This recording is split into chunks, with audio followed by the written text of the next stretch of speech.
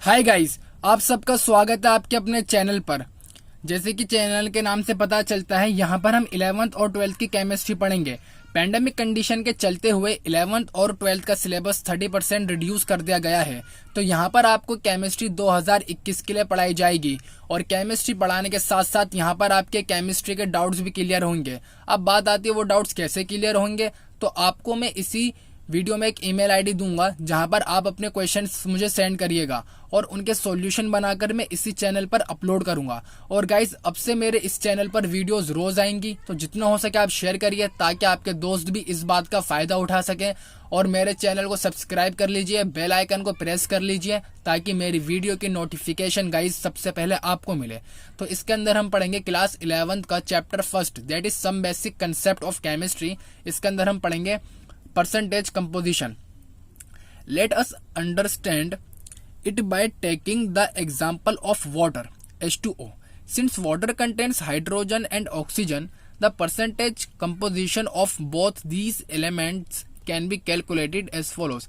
Guys, percentage composition के concept को समझने के लिए हम एक एग्जांपल लेंगे, जिसके अंदर हम किसका एग्जांपल ले रहे हैं, वाटर का, H2O का। और यहाँ पर आप देखेंगे हाइड्रोजन और ऑक्सीजन दो एलिमेंट है। अब इनकी परसेंटेज कंपोजिशन देखेंगे, H2O के अंदर कितनी परसेंटेज कंपोजिशन है H की और ऑक्सीजन की। ओके गाइस, तो फॉर्मूला क्या होता है परसेंटेज कंपोजिशन का? किसी भी एलिमेंट की परसेंटेज कंपोजिशन को फाइंड करने का फॉर्मूला क्या होता है?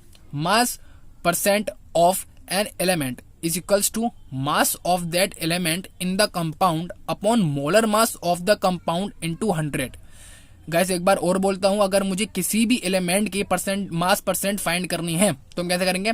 Mass of that element in the compound upon molar mass of the compound into 100। जैसे गाइस आपको पता है कि जो मोलर मास होता है वाटर का वो 18.02 ग्राम होता है। यहां पर आप देखें मोलर मास है, यहाँ पर आप देखेंगे molar mass of the compound. अभी हमने पीछे देखा था मोलर मास की यूनिट क्या होती है गाइस, वो ग्राम होती है, तभी हमने यहाँ पर जी से रिप्रेजेंट करा है। ओके, तो molar mass of water is equals to 18.02 gram.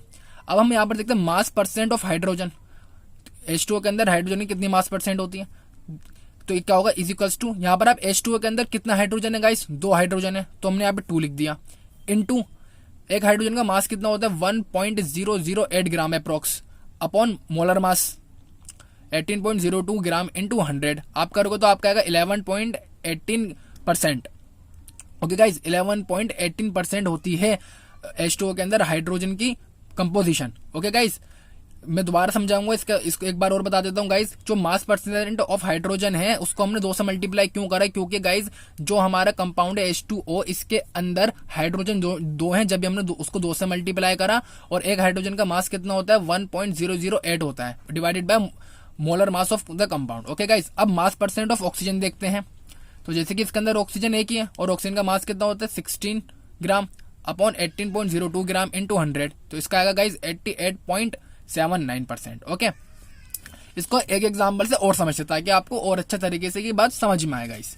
Late us take one more example. What is the percent of carbon, hydrogen and oxygen in ethanol? अब इथेनॉल क्या होता है? इथेनॉल गाइज हमारा होता है C2H5OH। Molecular formula of ethanol is C2H5OH। Okay guys, तो इसका molar mass कैसे निकालेंगे? इथेनॉल का मोलर मास निकालने का तरीका गाइज मैंने आपको पहले बता रखा है। कार्बन 2 है तो 2 इंटू कार्बन का मास कितना होता है? 12.01 होता है। अब यहाँ पर हम देखेंगे कि हाइड्रोजन जो है वो कितने हैं? 5 यहाँ पर है और एक यहाँ पर है, टोटल कितना होगा? 6 इंटू एक हाइड्रोजन का मास कितना होता है? 1.008, और ऑक्सीजन यहाँ पे गाइज 1 है तो उसका 16 होता है। सार किस में आएगा? ग्राम में। तो इसको आप जब एड अप करोगे तो आपका आंसर जो आएगा वो होगा 46.068 ग्राम। ओके गाइज, अब इसको आगे देखते हैं। और जैसे ही गाइज मैंने आपसे कहा था कि मैं आपको एक ईमेल आईडी दूंगा, वो ईमेल आईडी है khanclasses7@gmail.com, जहां पर आप अपने क्वेश्चंस मुझे सेंड करेंगे और उनका सॉल्यूशन बनाकर मैं इसी चैनल पर अपलोड करूंगा गाइस। ये मेरा आपसे वादा है और मेरे चैनल पर वीडियोस रोज आएंगी। अब यहाँ पर हम मास परसेंट देखते हैं, कार्बन का कितना होगा? Mass percent of carbon is equals to, यहाँ पर सबसे पहले गाइज हमने देखा C2H5OH था। कार्बन कितने प्रेजेंट थे गाइज? 2 प्रेजेंट थे। 2 इंटू एक कार्बन का मास कितना था? 12 पॉइंट समथिंग था, तो आप उसको मल्टीप्लाई करो 24 पॉइंट समथिंग आएगा। अपॉन मोलिकुलर मास हमने पूरा का निकाला था 46.068 ग्राम इंटू 100, तो इसकी कंपोजिशन कितनी होगी 52.14। अब ऐसे गाइस हम देखते हैं मास परसेंट ऑफ हाइड्रोजन। तो टोटल हाइड्रोजन कितने थे C2H5OH, टोटल थे 6।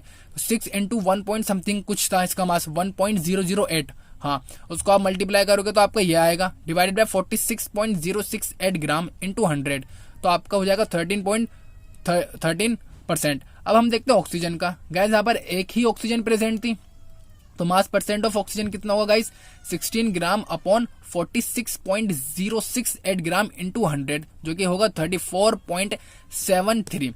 आई होप गाइज आपको परसेंटेज कंपोजिशन समझ में आया हो। अगर हमें कोई भी कंपाउंड दे रखा हो और उसके अंदर हमसे किसी भी एलिमेंट की परसेंटेज पूछी गई हो तो हम आराम से बता सकते हैं फॉर्मूला क्या है, वो जो mass of the element upon molar mass of the compound, जो हमारे एलिमेंट का मास होता है डिवाइडेड बाय पूरे कंपाउंड का मास इंटू 100, तो उससे हम निकाल सकते हैं कि उस कंपाउंड के अंदर उस एलिमेंट की कितनी कंपोजिशन है। आई होप गाइज आपको ये बात समझ में आई हो, और आपके जितने भी डाउट्स हैं आप मुझे सेंड करिए, उनका सॉल्यूशन बनाकर मैं इसी चैनल पर अपलोड करूंगा और अब से रोज वीडियोज आएंगी, ये मेरा आपसे वादा है। Thank you guys.